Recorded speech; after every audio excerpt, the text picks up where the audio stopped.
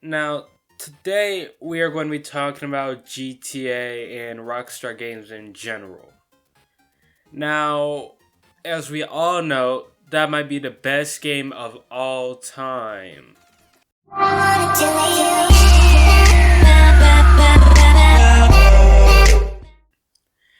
Now, obviously, if you actually play the game, you know that I'm lying. Like, if you ever played GTA Online, we all know exactly how it is. It's like a World War III zone, alright, dude? Like, you can't walk 3 steps without getting orbital cannon striked. Or without some stupid text message getting sent to your phone. Or some stupid pop-up popping up on your screen every few minutes. No, seconds. Okay, it might be the dumbest thing ever I've ever seen in a video game. Alright? And, this is going to be a bit of an unstructured rant, I would say, but with that being said, it doesn't really matter. Now, first complaint I have with GTA would be the shark cards and microtransactions. Microtransactions are on par with Fallout 76, where you would literally pay like, I don't know, $20 for like a Santa costume. I don't know. At least you get to see it. At least it looks like something. I don't know. But now they charge $100 for 8 millions in the game, bro. And if you play GTA Online, you can get like 4 stuff in GTA Online with that. You spend $100 to get like 4 items. Probably less, like maybe 2 or 3. Alright. That's about as much as you can get for $100. Right? It is the most broken system of all time. The prices will keep going up and up until the stock just buckles, until it just stops. No one will play their game anymore due to how they run it. Actually, no, they will still play it. Because even though GTA might be the biggest grind in a video game that I've ever seen in my life, people enjoy it. I personally do enjoy it. Now, with that being said though, it does have its major flops as well. Again, the microtransactions are a really big part of that. Now, we're going to talk about the big issue right now. We're going to talk about how they decided to go ahead and relaunch. You heard me, relaunch a decade-old game. Right? Because I feel like this happens to a lot of companies. They will come along something that works really well for them, and instead of making new content, they will stick with that.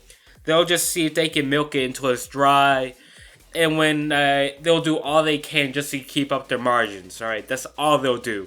They will charge you incredible prices for little to no reward. Like, it actually is very annoying to have to deal with it.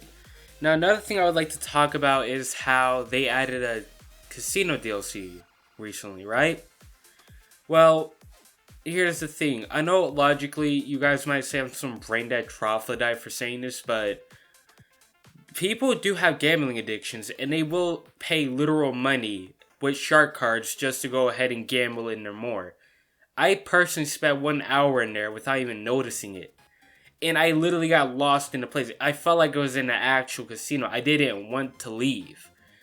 I know it's a video game, but you can't tell me that is not broke. You cannot tell me that there's not something off about it. Logically speaking, there is something off about how they do it. There's something off about those microtransactions in the casino. And how the prices will inflate to extremes while the payouts will remain the same. People don't even do contact missions anymore due to how crap the pay rates are. Before in the early stages, sure, you probably would have done a contact mission like repeatedly on repeat because that was the only way to make money. But then they came up with better ways to make money, so obviously we do that because the contact missions were no longer fun. We waited for an entire year. We waited for an entire year to get something that they said they would give to us on launch. And we didn't get it until like a year later. And then soon after that, no one really plays Heist anymore because, well, it's so hard to get into a lobby and it takes 30 minutes just to hop into a heist. And again, if you play GTA Online, you know that, for one, the wait times are insane. I have waited personally around 15 minutes just to hop into a game. Of course, though, those are like the really long times. But again, and the community itself is so toxic, I don't even bother with it anymore. I will literally go into a public solo lobby. If it's not public solo lobby, I don't care if I miss out on the bonus. It's not worth it. I can't walk 3 steps without getting killed. There's no point in playing that game in a public lobby. Like, sure, your friends might be there. Your friends are going to help you with some nut job that sends to spend $1 million just to kill you one time while you're trying to make money.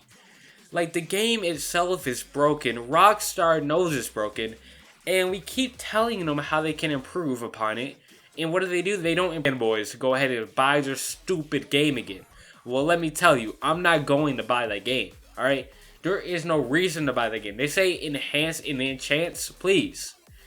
That is a lie. They are trying to sell you something. They are basically just spokespeople trying to sell you stuff that they know is a lie. Guarantee basically all the stuff in that, it will be the same. There will be no difference. Everything in that game will remain the same. There will be no changes. They will not make changes to this game. And if there are, they will be so minor, it would be worthless to pay the game. And, you know, with that being said, I feel as though I pretty much hit the end of this video here. And, you know, with that being said, it's just, okay, for now, just don't buy the new not new GTA 6. If GTA 6 comes out, buy it. But now since they're just going to relaunch it, like relaunch GTA 5, don't buy the relaunch, alright? Don't give Rockstar any more money. Don't pay for shark cards. Do not give them any more money than they have already taken from us. They do not deserve it. They have not worked for our money. And they definitely not put in work to get it. With that being said, goodbye.